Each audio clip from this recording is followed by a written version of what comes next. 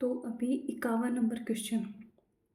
यूरोपीय मुक्त व्यापार संघ एफ्टा, EFTA, एफ्टा के बारे में कौन सा कथन सही है? एफ्टा देश स्विट्जरलैंड, आइसलैंड, नॉर्वे, लिंक्टेनस्टीन है। एफ्टा देशों का ये संगठन है। कौन सा सही है? तो ये 51 एक बिल्कुल सही है। भारत और यूरोपीय मुक्त व्यापार संघ एफ्टा, भारत और एफ्टा ने फरवरी 2020 में व्यापार और आर्थिक साझेदारी समझौता टेप्पा पर हस्ताक्षर किए थे। तो ये गलत है, ये सही नहीं है। टेप्पा का मुख्य आकर्षण यह है कि एफ्टा ने अगले 10 वर्षों में भारत में प्रत्यक्ष विदेशी निवेश के स्टॉक को 150 बिलियन अमेरिकी डॉलर तक बढ़ाने और भारत में 1.2 मिलियन प्रत्यक्ष रोजगार सृजन करने की सुविधा के उद्देश्य से निवेश को बढ़ावा देने के लिए प्रतिबद्धता व्यक्त की।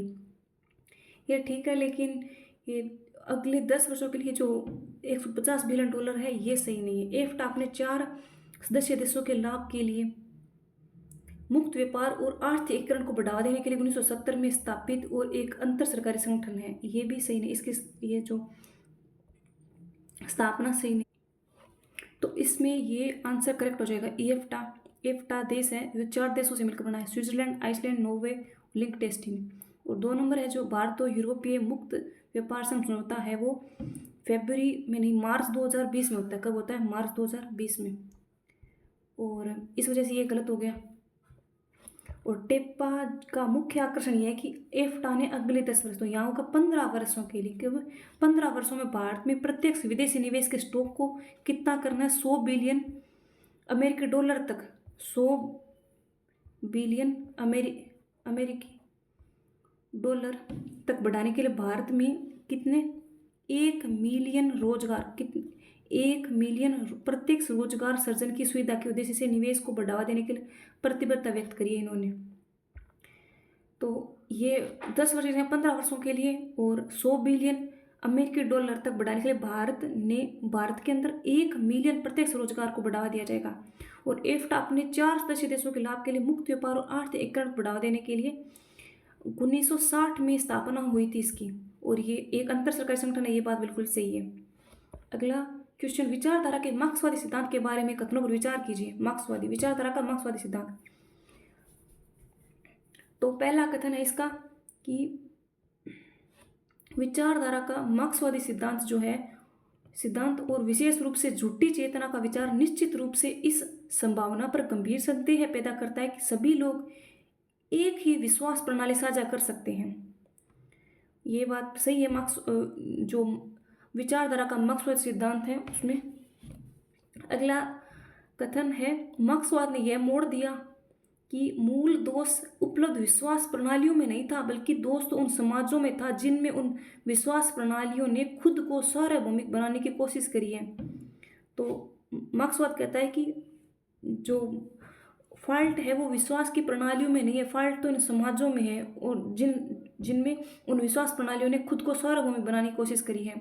तो ये भी सही है। मार्क्सवादी शब्दों में एक पूरा समाज बिना किसी बल या धोखाधड़ी के विश्वासों की एक ही प्रणाली साझा कर सकता है। इसका एकमात्र तरीका यह होगा कि वह समाज चमत्कार या क्रांति के माध्यम से वर्गहीनता की स्थिति प्राप्त कर सके।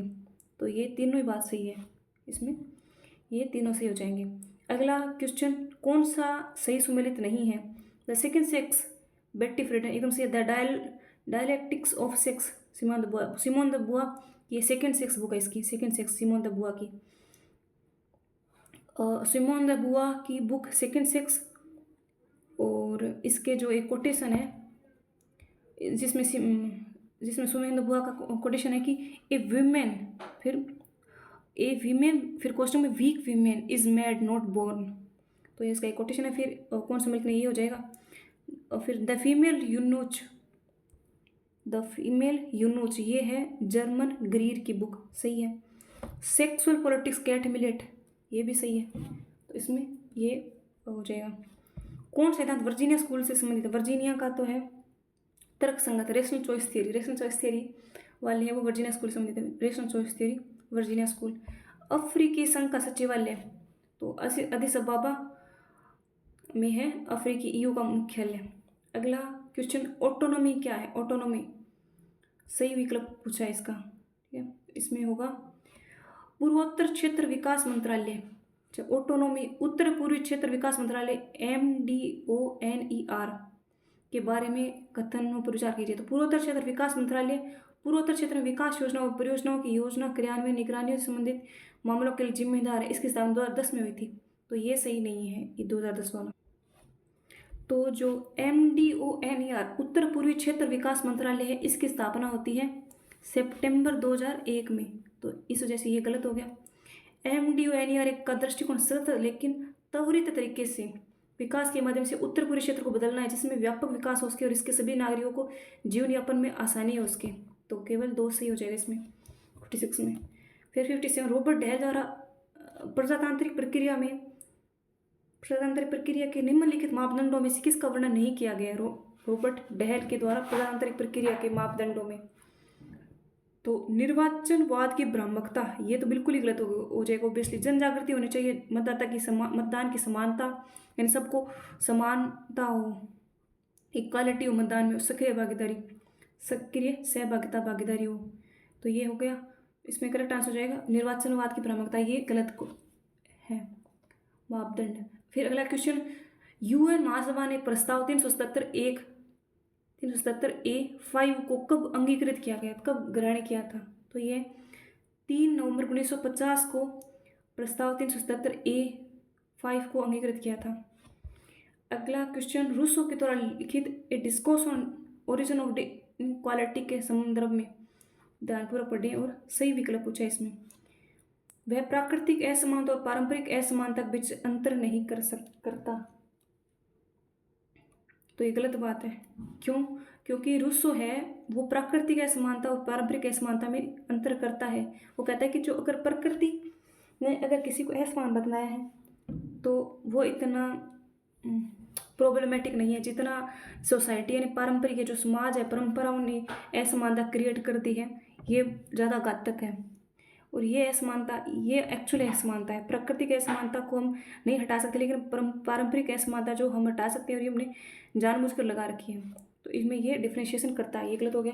फिर उसके अनुसार प्राकृतिक असमानता काफ़ी हद तक अपरिवर्तनीय है, सही बात है, ओबियसली नहीं बदल सकते। अगर कोई मतलब शरीर से विकलांग है या फिर अगर महिला और पुरुष को अलग अलग जेंडर मिला है तो जेंडर बाइस्ड हम, लेकिन अगर जेंडर बाइस्ड हो रहे हैं तो वो चीज़ गलत है, लेकिन उनको जेंडर तो अपन चेंज नहीं कर सकते।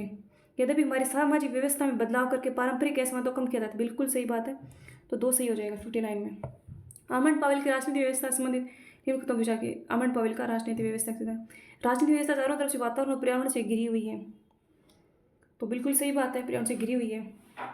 राजनीतिक व्यवस्था उस पर्यावरण में ही परिचालित होती है जिससे वह ऑब्वियसली उसी पर्यावरण के अंदर वो क्या होगी, ऑपरेट होगी, जिस इन्वायरमेंट के अंदर वो, जिस इन्वायरमेंट से घिरी हुई है वो, surrounded which it is surrounded. राजनीतिक व्यवस्था इस पर्यावरण से प्रभावित भी होती है, ऑब्वियसली होती है। तो और राजनीतिक व्यवस्था इस पर्यावरण से प्रभावित नहीं होती, तो ऑब्वियसली गलत बात है, ऑब्वियसली प्रभावित होती है, तो 2 नंबर आंसर हो जाएगा इसका। भारतीय संविधान के अनुच्छेद 269 के अनुसार निम्न में से संघ द्वारा उद्घृत और संग्रहित किंतु राज्य को सौंपे जाने वाला कर कौन सा है? बहुत इंपॉर्टेंट। देखो, संघ इसको कलेक्ट करेगा और लेविड बाय सेंटर, और वो कलेक्ट भी सेंटर करेगा, किंतु राज्य को सौंपा जाने वाला कर, तो वो स्टाम्प शुल्क भी यही कलेक्ट करे, ये भी इकट्ठा करेगा। तो माल के क्रय और विक्रय पर जो कर है वो संघ उद्घृत करेगा और संघ कलेक्ट भी वही करेगा, लेकिन राज्य को सौंपा जाएगा, तो वो है माल के क्रय और विक्रय पर कर। UN में भारत के योगदान के बारे में कथन विचार कीजिए। कोरिया में UN ने भारत ने क्या योगदान दिया, मतलब भारत ने जो भेजते हैं ना शांति सेना, उस तरीके से क्या भेजी है, क्या कुछ किया? तो पहला ऑप्शन है सही पूछ रखा है इसमें। कोरिया में युद्ध बंदियों पर गतिरोध को हल करने में भारत की मध्यस्थ भूमिका के कारण कोरिया युद्ध को समाप्त करके युद्ध विराम पर हस्ताक्षर किए गए थे, बिल्कुल सही बात है। भारत ने इंडो चीन पर 1951 के जिनेवा समझौते के द्वारा स्थापित वियतनाम, कंबोडिया, लाओस के पर्यवेक्षण और नियंत्रण के लिए 3 अंतर्राष्ट्रीय आयोगों के अध्यक्ष के रूप में काम किया था, ये सही नहीं है, तो बेसिकली ये एक सही है 62 में। अगला क्वेश्चन है, UN चार्टर का कौन सा अनुच्छेद महासचिव को किसी भी मामले में सुरक्षा परिस्थिति के ध्यान में लाने के लिए अधिकृत करता है, किसी भी मामले को सुरक्षा परिषद के ध्यान में लाने के लिए अथोराइज करता है। कौन? चार्टर का कौन सा अनुच्छेद करता है इसको? जो उसकी राय में अंतर्राष्ट्रीय शांति और सुरक्षा के रखरखाव के लिए खतरे में डाल सकता है, जो उसकी राय में अंतर्राष्ट्रीय शांति और सुरक्षा के रखरखाव को खतरे में डाल सकता है, ऐसा अनुच्छेद कौन सा है? तो वो है आर्टिकल 99। इसके अनुसार महासचिव को सचेत कर सकते हैं, उसको उसके ध्यान में लाने के लिए अथोराइज कर सकते हैं कि जो उसकी राय में अंतर्राष्ट्रीय शांति और सुरक्षा के लिए खतरे में डालने वाला होगा। अगला क्वेश्चन, नई एजेंसियों का निर्माण थियोडोर लोवी द्वारा पहचानी गई निम्न में से किस प्रकार की लोक नीति का उदाहरण है? तो ये पब्लिक पॉलिसी वाले का क्वेश्चन है। किस प्रकार लोक नीति का उदाहरण है? नई एजेंसियों का निर्माण किया जाना, और ये थियोडोर लोवी द्वारा पहचानी गई। तो ये घटकीय है। घटकीय प्रकार की लोक नीति एक उदाहरण है नई एजेंसियों का निर्माण। पुनर्वितरण नियामकीय या रेगुलेटिव वितरणात्मक यानी घटकीय हो जाएगा इसमें। घटक यानी कॉन्स्टिट्यूएंट। रिग्गस ने समानता और क्षमता के बीच संतुलन को बहुत महत्व दिया है। उसके अनुसार समानता के विकास को वामपंथी समूह के द्वारा, क्षमता के विकास को दक्षिणपंथी समूह के द्वारा प्रतीक बनाया गया। जब तक दोनों के बीच संतुलन नहीं होगा, राजनीतिक विकास के निम्न में से किस स्थिति तक हम पहुंच नहीं पाएंगे? विकासात्मक जाल, विकासात्मक सिंड्रोम, विकासात्मक पक्षपात, विकासात्मक विस्फोट। तो ये होगा विकासात्मक जाल, डेवलपमेंट ट्रैप है ये एक तरीके का। तो ये जो डेवलपमेंट ट्रैप वर्ड है, विकासात्मक जाल, ये रिग्गस का ही दिया हुआ है कि जो एक तो होता है समानता का विकास, समानता और क्षमता, इन दोनों के बीच में अगर झूलते रहेंगे तो विकासात्मक जाल पैदा होगा। इसलिए इन दोनों के बीच में संतुलन बनाए रखना बहुत ज़्यादा जरूरी है। अगर संतुलन नहीं बनाएंगे तो विकासात्मक जाल पैदा हो जाएगा, उनके बीच में एक डेवलपमेंट ट्रैप क्रिएट हो जाएगा। डब्ल्यू रिग्गस की ये शब्दावली है वैसे भी। अगला क्वेश्चन है, मिलाना इनको और कोड के अनुसार अपना उत्तर दीजिए। प्लेटो और अरिस्टो इस तथ्य को नज़रअंदाज नहीं कर सके कि उनके समाज में राजनीतिक सत्ता सोफिस्टों द्वारा शुरू किए गए एक मजबूत व्यक्तिवादी दार्शनिक आंदोलन द्वारा कमजोर हो गई थी। सही बात है, वो नज़रअंदाज नहीं कर पाए थे उसको। सोफिस्ट दार्शनिक मौजूदा व्यवस्था की न्याय संगतता को स्वीकार नहीं कर सके। उन्होंने मनुष्य की सभी चीज़ों का मापदंड माना है। मनुष्य को तो सभी चीज़ों का मापदंड माना सोफिस्टों ने। तो इसका होगा ए और आर दोनों ही करेक्ट है। आर ए की व्याख्या भी करता है। अगला क्वेश्चन, राजनीतिक सिद्धांत के बारे में कौन सा ध्यान से पढ़े? कथन है, कार्ल पॉपर ने the logic of scientific discovery, Popper ने the logic of scientific discovery और द पॉवर्टी ऑफ हिस्टोरिसिज्म पुस्तकें लिखी थी। ऑब्वियसली एकदम करेक्ट बात है ये।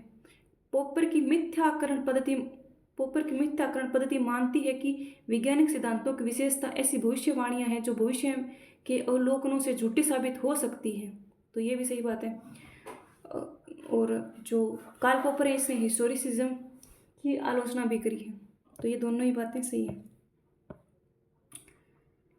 सूची 1 और सूची 2 से मिलाना। आतंकवाद के मुकाबले पर आसियान का कन्वेंशन, आतंकवाद की रोकथाम पर यूरोप परिषद का कन्वेंशन, आतंकवाद दमन पर सार्क का क्षेत्रीय कन्वेंशन, अंतर्राष्ट्रीय आतंकवाद मुकाबला करने के लिए इस्लामी संगठन का सम्मेलन कब हुआ था? तो इनके कन्वेंशन बताने हैं। देखो 68th क्वेश्चन। तो आतंकवादी मुकाबले पर आसियान का कन्वेंशन हुआ था, इसमें हो जाएगा ये 2007 में, ठीक है। और आतंकवाद की रोकथाम पर यूरोप का कन्वेंशन हुआ था 2005 में, यूरोप वाला हुआ 2005 में। आतंक के दमन पर सार्क का कन्वेंशन हुआ था 1987 में। और अंतर्राष्ट्रीय मामले में इस्लामी सम्मेलन संगठन का कन्वेंशन हुआ था 1999 में। 1999 में इस्लामी का हुआ था। तो आसियान का हुआ था 2007 में। आतंकवाद के लिए आसियान का कन्वेंशन हुआ 2007 में। आतंकवाद पर यूरोप का कन्वेंशन 2005 में। सार्क का कन्वेंशन हुआ था 1987 में। और वैसे 1985 में तो सार्क की स्थापना ही होती है। और 2 साल बाद सार्क वाले आतंकवाद के दमन पर कन्वेंशन भी गठित करते हैं। और इस्लामिक सम्मेलन संगठन का कन्वेंशन होता है 1999 में। किसने हथियारों की होड़ के बजाय शांति की होड़ का विचार दिया है इस टाइम में? तो ये है सेमुर मेलमैन। इन्होंने शांति की होड़ का विचार दिया, क्योंकि रूजवेल्ट, क्विंशराइट, हेडलेबुल, तो ये सारे यथार्थवादी हैं और जो युद्ध को इम्पोर्टेंस देते हैं। तो शांति की होड़ की बात करता है सेमुर मेलमेन। महाराणा भूपाल सिंह ने राजस्थान यूनियन के निर्माण के लिए किसे अपना संवैधानिक सलाहकार बनाया था? तो ये बनाया था के मुंशी को बनाया था। किसने?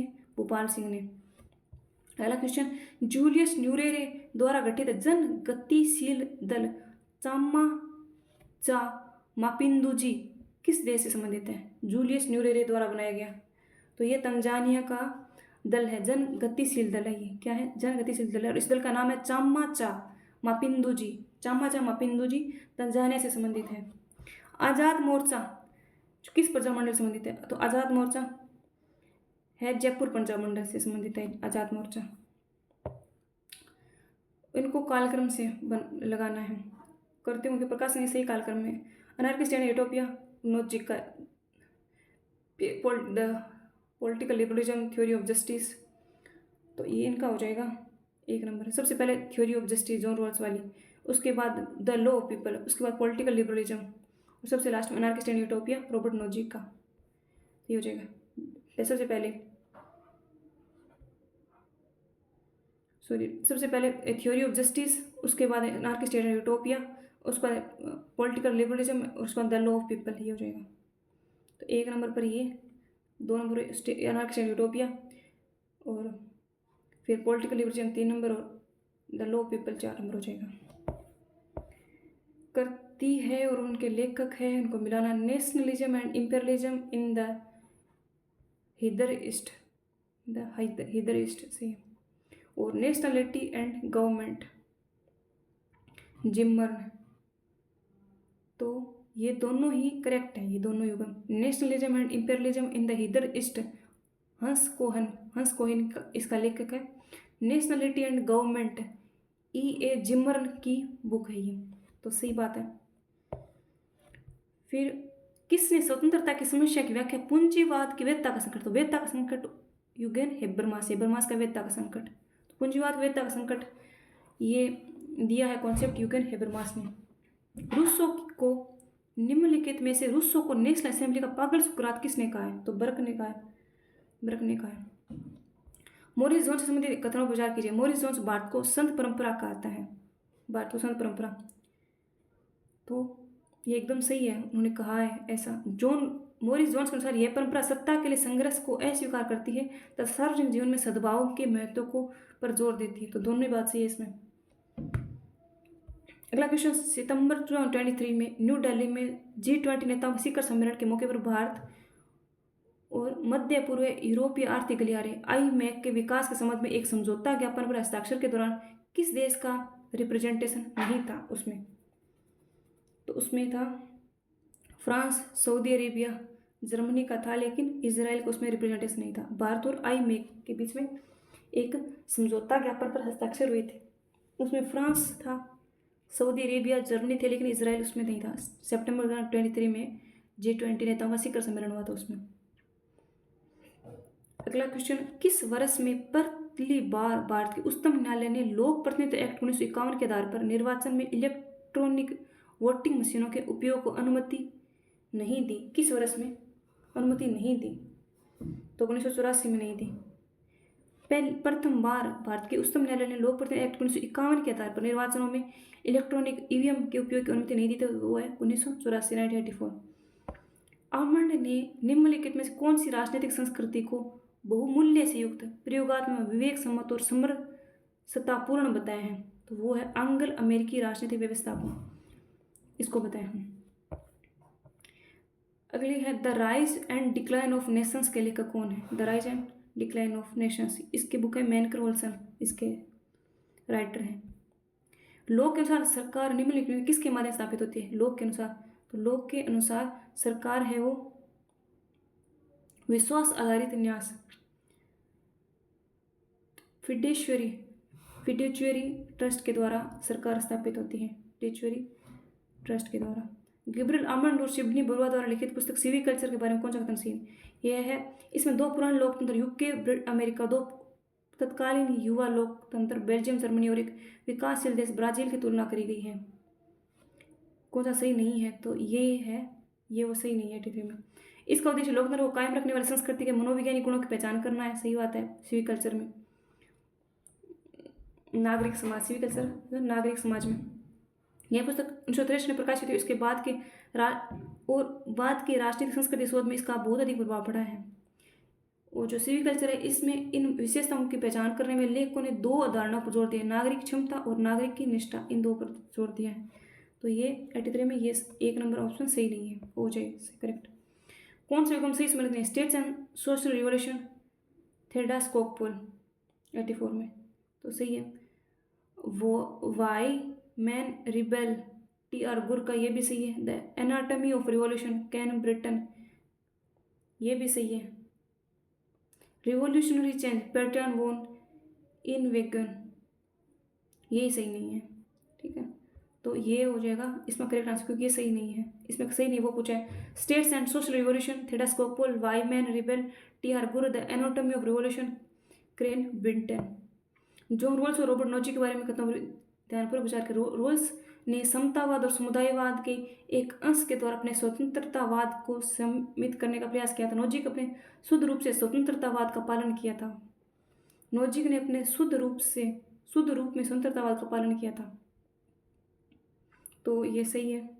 यदि रोल्स को वामपंथी उदारवादी और समतावादी उदारवाद के रूप में जाना जाता है, जो पर्याप्त रूप से पुनर्वितरणकारी कल्याणकारी राज्य की वकालत करता है, तो नोजी को दक्षिणपंथी उदारवादी और स्वतंत्रतावादी के रूप में वर्णित किया जा सकता है, जो न्यूनतम मिनिमल स्टेट रात्रि राज्य नाइट वॉचमैन स्टेट के रूप में प्रतिबद्धित है। तो ये दोनों बात सही है। रोल्स का है वो वामपंथी उदारवादी समतावादी उदारवादी है रोल्स, और जो नोजिक है वो दक्षिणपंथी उदारवादी है, स्वतंत्रतावादी स्वतंत्रवादी है नोजिक। एक नोजिक बर्लिन फ्रीडमैन स्वतंत्रवादी है। और किसने न्याय सिद्धांत को न्याय का आर्किटेक्टोनियन जस्टिस कहा है, रचना प्रकल्प, तो ये है किसके न्याय सिद्धांत को कहा जाता है, तो ऑब्वियसली ये है प्लेटो के न्याय सिद्धांत को आर्किटेक्टोनिक जस्टिस कहा, आर्किटेक्टोनिक थियरी ऑफ जस्टिस कहा जाता है प्लेटो के न्याय सिद्धांत को। ऑगस्ट काउंटी के अनुसार कौन सा ज्ञान की तत्वमीमांसा अवस्था का लक्षण है, तत्वमीमांसा अवस्था का लक्षण है, तो इसमें हो जाएगा, तो पहला ऑप्शन इस पद्धति के अंतर्गत यथार्थ कार्य कारण संबंधों का ज्ञान प्राप्त किया जाता है, ये सही नहीं है। इसमें यह मान्यता है कि संपूर्ण जगत निर्विकार प्राकृतिक नियमों से बंधा है, ये भी सही नहीं। इसमें सब घटनाओं की व्याख्या अमूर्त तत्वों और अनुमान के आधार पर की जाती है तत्वमीमांसात्मक अवस्था में, मेटाफिजिकल स्टेज में, तो ये इसके सही आंसर हो जाएगा। इस सब घटना व्याख्या अलौकिक शक्तियों में नहीं, ये भी सही नहीं है। अमूर्त तत्व और अनुमान के आधार पर मेटाफिजिक्स स्टेज में की जाती है, ये मेटाफिजिक्स स्टेज की विशेषता है। सब घटनाओं की व्याख्या अमूर्त तत्व और अनुमान के आधार पर की जाती है। समूह सिद्धांत के बारे में कौन सा कथन सही नहीं है, तो नहीं है वो पूछे अपन से। सभी समूह एक या अधिक हित रखते हैं और कोई भी समूह अपने हितों के विरुद्ध नहीं जाता, एकदम बिल्कुल सही बात है। अपने अपने हित होते हैं। समाज समूह के संश्लिष्ट रूप के अलावा कुछ नहीं है, ये भी बात सही है। समाज अच्छी तरह समझने के लिए समूह और समूह संबंधों के केवल 36 रूप समझने की जरूरत है, न कि उदग्र। तो क्षैतिज और ऊर्ध्वाधर दोनों को समझने की जरूरत होती है, ये हो जाएगा गलत। समूह है के प्रतिरोध, समाज है वो समूह के प्रतिरोध और धक्कों से परिचालित इंजन की तरह का होता है समाज, एकदम सही बात है।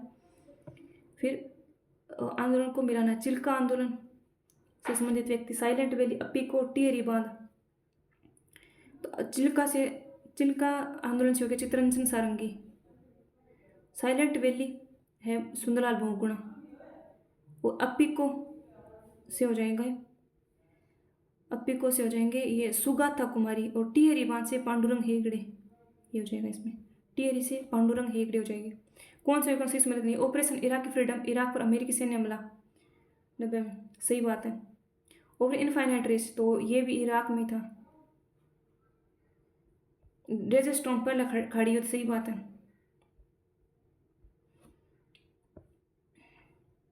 तो ये गलत हो जाएगा। ऑपरेशन डेजर्ट स्टॉर्म पहला खाड़ी युद्ध एंडोरी फ्रंट अलकायदा तालिबान के विरुद्ध चलाया गया था, ये सही है। फिर learning from Las Vegas book किसने लिखी है, तो ये मिशेल फुको, सॉरी ये हो जाएगा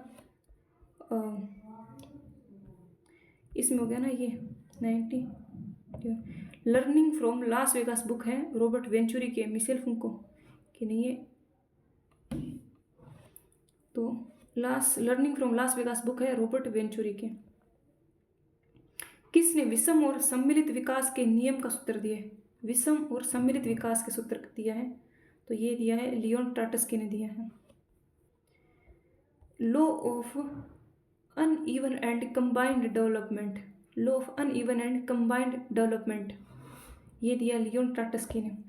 सेंट थॉमस एक्विनास के विचारों के बारे में पढ़े। एक्विनास 4 प्रकार के कानूनों की बात करते हैं। शाश्वत कानून, प्राकृतिक कानून, देवीय। शाश्वत कानून, प्राकृतिक कानून, देवीय कानून, मानवीय कानून। सही है, ये सही बात है। देवीय कानून ईश्वरीय ज्ञान का प्रतिबिंब होता है जो ब्रह्मांड की सभी क्रियाओं आंदोलनों को निर्देशित करता है, ये एकदम सही बात है। नहीं, ये देवीय कानून ईश्वरीय ज्ञान ब्रह्मांड की सभी क्रियाओं आंदोलनों को निर्देशित करता है, ये सही नहीं है। इसमें क्या पूछा है अपने से? सही पूछा है ना। फिर भगवान ने पहले अपने मन में ब्रह्मांड की कल्पना करी और फिर शाश्वत कानूनों की एक प्रणाली के आधार पर इस विचार को आकार दिया। ब्रह्मांड के शाश्वत नियम केवल ईश्वर के ज्ञान और प्रत्यक्ष नियंत्रण में है। तो 1 और 3 ये सही हो जाएंगे इसमें 93 में। किस विचार ने राष्ट्र को काल्पनिक समुदाय का है? काल्पनिक क्या कहा है? Imagine community, imagine Anderson. 95 में क्या हो जाएगा? एंडरसन हो जाएगा। इमेजिन कम्युनिटी का है, एंडरसन है। रुडोल्फ के कामों के संदर्भ में रुडोल्फ इस धारणा का समर्थन किया कि परंपरा और आधुनिकता परस्पर अनन्य संस्थाएं हैं। ठीक है, तो ये बात गलत है, ऐसा कुछ स्टेटमेंट नहीं दिया। धारणा समर्थन की परंपरा और आधुनिकता, तो ऑब्वियसली तो अलग अलग अनन्य, इन्होंने कहा परस्पर जुड़ी हुई है, तो जुड़ी कहाँ है?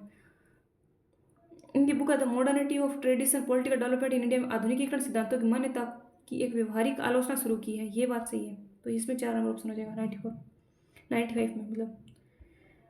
अगला क्वेश्चन, डंकेल प्रस्ताव की उद्घोषणा के भाग 1 में उल्लेखित 14 क्षेत्रों में से कौन सा क्षेत्र शामिल नहीं है? डंकेल प्रस्ताव, तो डंकेल प्रस्ताव में विवाद का समाधान, वस्त्र, कपड़ा, कृषि, यात्रा, लेकिन दवाइयाँ इस क्षेत्र में शामिल नहीं है डंकेल प्रस्ताव में।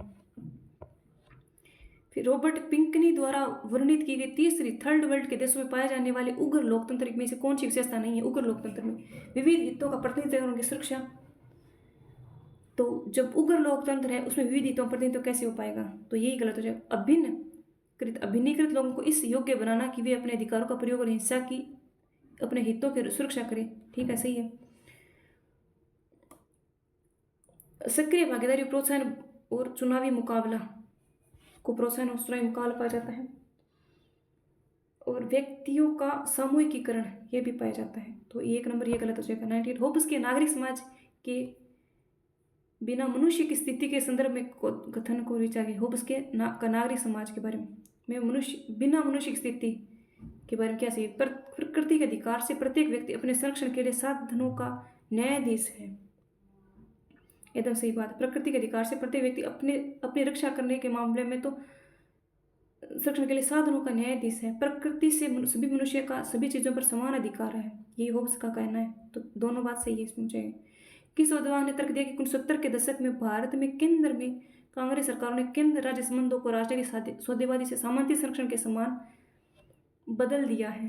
तो ये कथन है मॉरिस जोन्स का। कौन सा कथन सही सुमेलित नहीं है? The making of the second cold war, Fred Halliday. The cold war, Evan Luard. The cold war, a book of document, Trefousse. America Russia cold war, John Cannon. ये ही सही नहीं है, बाकी तीनों सही है। अभी क्वेश्चन कर लिए अपन ने 100, ठीक है, ओके। बाकी के 150, 101 से 150 अगले में कर लेंगे, ओके।